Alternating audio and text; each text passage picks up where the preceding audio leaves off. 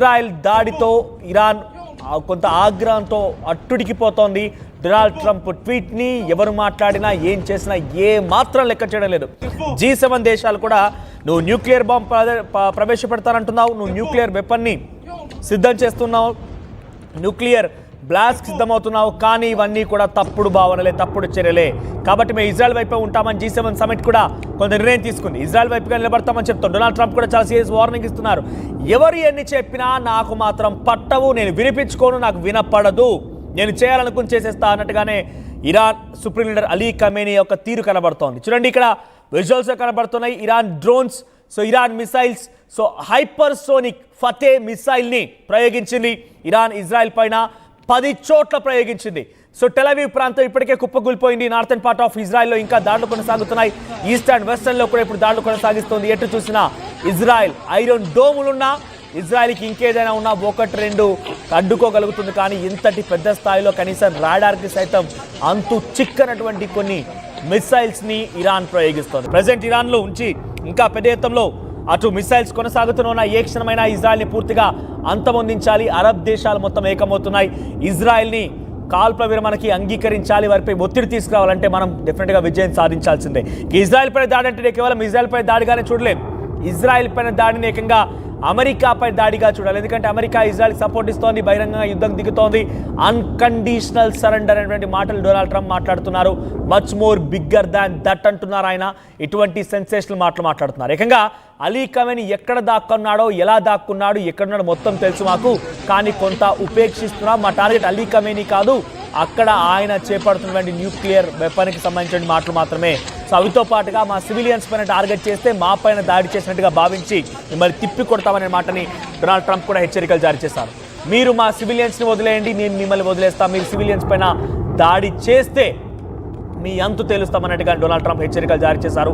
ఈ ఏ హెచ్చరికల్ని, ఏ మాటల్ని, ఏ వార్నింగ్స్ని ఇరాన్ లెక్క చేయడం లేదు, ఇరాన్ పట్టించుకోవడం లేదు. ఇరాన్ చేయాల్సినటువంటి మాట ముందుగానే డిసైడ్ అయిపోయింది. ఇరాన్ ఏం చేయాలనుకుంటుందో ఆ రకంగానే చేస్తూ ముందుకు వెళ్తున్నారు. డెఫినెట్గా ఇరాన్ దాష్టికమైనటువంటి ఆ ప్రవర్తన, ఇరాన్ చేసేటువంటి దాడుల్ని ఇజ్రాయెల్ కూడా కొంత తిప్పికొట్టే అవకాశం కనబడుతుంది. ప్రస్తుతానికి నేను ఈ లైవ్ చేసే సమయానికి కూడా ఇంకా ఇరాన్ వైపు నుంచి ఇజ్రాయెల్ వైపుగా దాడులు కొనసాగుతున్నాయి, మిసైల్స్ ప్రయోగం కొనసాగుతూనే ఉంది. మరిన్ని అప్డేట్స్తో మా ప్రతినిధి సచిన్ ఉన్నారు. సచిన్, హైపర్సోనిక్ మిసైల్స్ తో ఇరాన్ ఇజ్రాయెల్ పైన భీకరంగా దాడులు కొనసాగిస్తోంది. ఈ దాడులని ఇజ్రాయెల్ ఎలా చూస్తోంది? ఐరన్ డోమ్ అడ్డుకుంటోందా? ఇరాన్ లో ఇజ్రాయెల్ ఎటువంటి విపత్కర పరిస్థితులు ఉన్నాయి? అప్డేట్స్ ఏంటి? సిచ్యువేషన్ కి సంబంధించి మాట్లాడుకున్న సందర్భంలో ఇటు ఇరాన్ కి సంబంధించి, ఎందుకంటే ఎప్పుడైతే డొనాల్డ్ ట్రంప్ వార్నింగ్ ఇచ్చాడో, డొనాల్డ్ ట్రంప్ ఇచ్చిన వార్నింగ్ తో ఇరాన్ మరింత రెచ్చిపోయిందా అంటే ఎగ్జాక్ట్ గా అవునన్నమాట వినిపిస్తుంది. ఎందుకంటే కనుక నిన్న జరిగిన దాడి, ఇంతవరకు జరిగిన దాడి ఒకెత్తైతే కనుక నిన్న జరిగిన దాడి మరి ముఖ్యంగా రాత్రి 12:40 ప్రాంతం, ఆ సందర్భంలో అంటే స్థానిక కాలమాన ప్రకారం వాళ్ళకి సంబంధించి ఇజ్రాయెల్ కి ఇప్పుడు ఆ సమయంలో ఎగ్జాక్ట్ గా 15 ప్రొజెక్టైల్స్ ని ఇరాన్ ప్రయోగించింది. అది కూడా 1 కాదు 2 కాదు, ఇంకా 10 ప్రాంతాలు హైపర్సోనిక్ మిసైల్స్ ని ప్రయోగించింది ఇరాన్. ఈ నేపథ్యంలో ఇజ్రాయెల్ ప్రభుత్వం అక్కడ ప్రజలను కూడా అలర్ట్ చేసింది. సెంట్రల్ ఇజ్రాయెల్ అలాగే వెస్ట్ బ్యాంక్ లోని కొన్ని శరణార్థి శిబిరాలకు కూడా సంబంధించి వాటికి కూడా అలర్ట్స్ ని జారీ చేసింది. మిసైల్ దాడి జరుగుతుంది అని చెప్పి ఎప్పుడైతే ఇన్ఫర్మేషన్ అందుకో ప్రజలు వెంటనే కూడా వాళ్ళు బంకర్లోకి వెళ్ళిపోయారు, సురక్షిత ప్రాంతాలకు తరలించారు. అయితే ఫతే-1 కి సంబంధించి ఫతే-1 మరి ముఖ్యంగా రేంజ్ 1400 కిలోమీటర్ల రేంజ్ నింది. దీంతో ఇరాన్ ఇజ్రాయెల్ మీద దాడికి పాల్పడిన పరిస్థితి 5 నిమిషాల్లోనే టార్గెట్ రీచ్ అయిందంటే అర్థం చేసుకోవచ్చు, ఆ చర్చ జరుగుతుందంటే అర్థం చేసుకోవచ్చు. దాని ఇంపాక్ట్ కూడా చాలా కఠినంగానే ఉంది.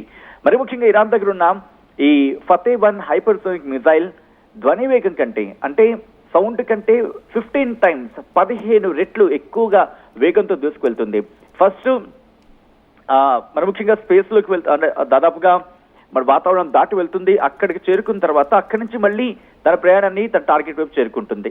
ఈ నేపథ్యంలోనే 1400 కిలోమీటర్ల దూరంలో ఉన్న లక్ష్యాలను కూడా ఖచ్చితంగా అది ఛేదించగలదు. అది కూడా నిమిషాల వ్యవధిలోనే, పూర్తిగా 5 నిమిషాల్లోనే ఛేదించగలడం దీని ప్రత్యేకత మాట్లాడుకోవాలి. మరి ఇక్కడ ఇజ్రాయెల్ దగ్గర ఉన్న ఎయిర్ డిఫెన్స్ సిస్టమ్, మరి ముఖ్యంగా ఐరన్ డోమ్ కావచ్చు, లేకపోతే డేవిస్ లింక్ కావచ్చు, లేకపోతే ఎయిర్ 1, 2, 3 అని ఉంటూ ఉంటాయి. అవి ఎందుకు ఫెయిల్ అయ్యనే మాటకి సంబంధించి మాట్లాడుకున్న సందర్భంలో ఇక్కడ వినిపిస్తుంది ఏంటంటే కనుక ధ్వని వేగం కంటే అది ధ్వని కంటే 15 రెట్లు వేగంగా దూసుకువెళ్ళే క్షిపణిని డిఫైన్ చేయడం, దాదాపుగా 1 నిమిషం వ్యవధిలోనే డిఫైన్ చేయడం అనేది చాలా కష్టతరం అవుతుంది. అది డేవిస్లింగ్ అయినా, లేకపోతే ఏరో అయినా, లేకపోతే ఇటు ఐరన్ డోమ్ అయినా. ఈ నేపథ్యంలో వాటిని డిఫెన్స్ చేయలేకపోయింది, వాటిని ఎదుర్కోలేకపోయింది. అఫ్ కోర్స్ అప్పటికి కొన్నింటి ఛేదించింది. బట్ ఒక 100 వచ్చాయనుకుందాం, 100లో ఒక 60 లేకపోతే 70 ఒక 80 మహా కష్టంతో ఒక 90 అవి ఢీకొట్టగల. కానీ పూర్తి స్థాయిలో ఢీకొట్టడం, పూర్తి స్థాయిలో వాటిని నిర్వీర్యం చేయడం, పూర్తి స్థాయిలో వాటిని గాల్లోని నిర్వీర్యం చేయడం వాటి తరం కాదు.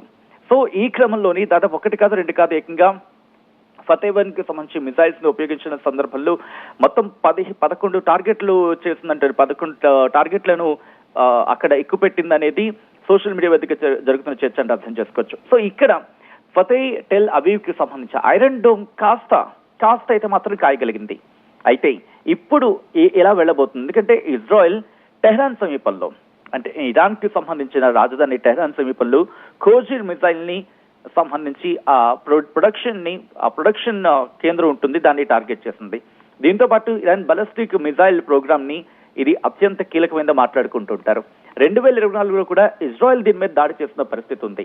ఇప్పుడు ఈ ఫతే-1 కి సంబంధించి మాట్లాడుకున్న సందర్భంలో మనోజ్, ఇది గంటకు సుమారుగా 18,000 కిలోమీటర్ల వేగంతో ప్రయాణించగలదు. సాధారణంగా అంటూ ఉంటాం కదా మనం 400 కిలోమీటర్స్ పర్ అవర్ అని చెప్పి, ఇది ఏకంగా 17,900 కిలోమీటర్స్ పర్ అవర్ వేగంతో ఇది ప్రయాణించగలదంటే అర్థం చేసుకోవచ్చు ఈ వార్ హెడ్ కి సంబంధించి ఎటువంటి సత్తా ఉంది అనేది. సో ఇది తన ప్రయాణ మార్గాన్ని మార్చుకోగలదు, సామర్థ్యం, అటువంటి కెపాసిటీ, క్యాపబిలిటీ దీనికి ఉంది. ఈ హైపర్సోనిక్ క్షిపణుడికి ఇటువంటి స్పెసిఫిక్ సిస్టమ్ అనేది ఉంటుంది. దీని సామర్థ్యం కారణంగా ఇది అంతలా డామేజ్ చేయగలిగింది. సుమారు గంటకు 6,100 కిలోమీటర్ల వేగంతో ఈ క్షిపణుడు ప్రయాణిస్తుంటే అర్థం చేసుకోవచ్చు. శబ్ద వేగం కన్నా 5 రెట్లు, సమ్ టైమ్స్ 15 రెట్ల మాట వినిపిస్తోంది. సో ఇలా అయితే మాత్రం ప్రస్తుతం ఆపరేషన్ ట్రూ ప్రామిస్ సంబంధించి 3గా వెళుతున్న సందర్భం అంటూ కూడా చర్చ జరిగిందంటే అర్థం చేసుకోవచ్చు Manoj. Right, thank you Sachin. So మొత్తం మీద ఫతే మిసైల్ ని ప్రయోగించింది, హైపర్సోనిక్ మిసైల్ ఇది. మా ప్రతినిధి సచిన్ చెప్తున్నట్టుగా చాలా క్లియర్ గా ఇది గంటకి సుమారుగా 15,000 వరకు ఉంటాయి. అంటే ఎగ్జాక్ట్ గా 13,999 కిలోమీటర్లు, near to 14,000 kilometres per hour, గంటకి 14,000 కిలోమీటర్ల వరకు వేగంతో ప్రయాణించగల సామర్థ్యం ఉంది ఈ ఫతే మిసైల్. అయితే ఇక్కడ మీరు గతంలో వినే ఉంటారు, ఈ ఫతే మిసైల్ అనేది పాకిస్తాన్ కూడా భారత్ పైగా ఎక్కువ పెట్టాలని ఒక ఆలోచన చేసింది. ఒకనొక సందర్భంలో ఎక్కువ పెట్టింది కూడా, కానీ దాన్ని సమర్థవంతంగా మన S-4 అనేది తిప్పికొట్టింది. అయితే ఈ ఫతే మిసైల్ ఇప్పుడు ఇరాన్లో కూడా వినిపిస్తోందని అంటే ఇటు ఇరు దేశాలు కూడా ఒక జాయింట్ ఆపరేషన్ ఇది ఫతే మిసైల్ ప్రొడక్షన్ అనేది. సో ఇరు దేశాలు ఇరాన్, పాకిస్తాన్ కలగలిపినటువంటి ఒక ఆపరేషన్ ఫతే మిసైల్ ప్రొడక్షన్ అనేది. సో ప్రస్తుతానికి ఈ మిసైల్ని ప్రయోగించింది ఇజ్రాయెల్ వైపుగా ఇరాన్. సో ఈ మిసైల్ని సమర్థవంతంగా తిప్పికొట్టే ఒక ప్లాన్ చేసినప్పటికీ ఏమాత్రం కూడా దాన్ని తిప్పికొట్టలేకపోయింది, ఐరన్ డోమ్ అడ్డుకోలేకపోయింది. దీంతో టెల్ అవీవ్ ప్రాంతమే కాకుండా western and eastern part of Israel పూర్తిగా కూడా ధ్వంసమయ్యాయి. ఇంకా ఈ దాడి కొనసాగిస్తుంది ఇరాన్. సో ఈ ఇరాన్ దాడిలో ఇజ్రాయెల్ కాస్త చిన్న భిన్నమవుతోంది, ప్రజల్ని కాపాడుకునే పనిలో ఉంది, అందరినీ కూడా సేఫ్ జోన్స్ తరలిస్తోంది. అయితే ఇక్కడ డైరెక్ట్గా ఇజ్రాయెల్ పైన దాడిలో మనం ఏమాత్రం కూడా ఇది ఇజ్రాయెల్ పైన దాడిగానే భావించలేం, డైరెక్ట్గా అమెరికా పైన దాడిగానే చూడాల్సిన అవసరం ఉంటుంది. అమెరికా అధ్యక్షుడు మాట్లాడినా, G7 దేశాలు మాట్లాడినా, ఎవరేం మాట్లాడినా, ఏం మాట్లాడుకుంటారో మాట్లాడుకోండి, నేను చేయాల్సింది చేస్తాను, ఇన్ ద నేమ్ ఆఫ్ నమీ ద బ్యాటిల్ బిగిన్స్ అని అలీ ఖమేనీ ట్వీట్ చేశారు. సో ఆయన ఆ రకంగానే ముందుకు వెళ్తున్నారు, ఎవరి మాటను కూడా పట్టించుకోవడం లేదు, బేఖాతరు చేయడం లేదు. మరి ఇవన్నీ పరిస్థితులు చూస్తుంటే పరిస్థితి చేజారిపోతోంది. ఏ క్షణమైనా ఏదైనా ఒక భారీ విస్ఫోటనం జరిగే అవకాశం ఉన్నట్టుగా కనబడుతోంది. చూద్దాం మరి ఏం జరుగుతుందో.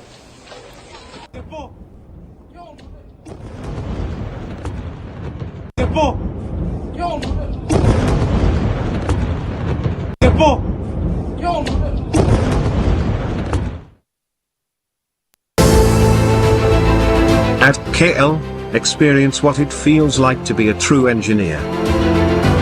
KL deemed to be university. తెలుగులో ఫాస్టెస్ట్ న్యూస్ యాప్ ఇప్పుడు కొత్త అవతారంలో 5 సెకండ్లోనే పూర్తి వార్తా సమాచారం మీ చేతుల్లోకి. సోషల్ మీడియా ట్రెండ్స్ మీ కళ్ళ ముందుకే, live TV and voice search ఆప్షన్స్తో ఇప్పుడే డౌన్లోడ్ చేయండి. యాప్ లింక్ డిస్క్రిప్షన్లో ఉంది.